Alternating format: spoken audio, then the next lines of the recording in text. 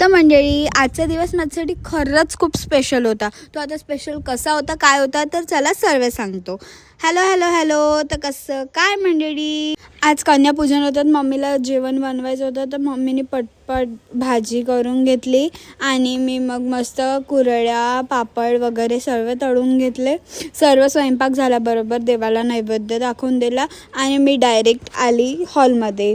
मग काय मी मस्त डेकोरेशन केलं. जास्त काही नाही, साधंच केलं, पण डेकोरेशन केलं. म्हणजे आता स्वतःचं डेकोरेशन करावं. तर चला पटपट रेडी होऊन आली. गाईज, मी कशी दिसताव कमेंटमध्ये सांगसाल. मग मम्मीनी रांगोळी वगैरे काढली, थोडंसं उरलं सुरलं डेकोरेशन वगैरे आटपून घेतलं आणि मग गाईज आम्ही शूट करायला बसलो. गाईज, कसं दिसतं डेकोरेशन वगैरे सांगसाल.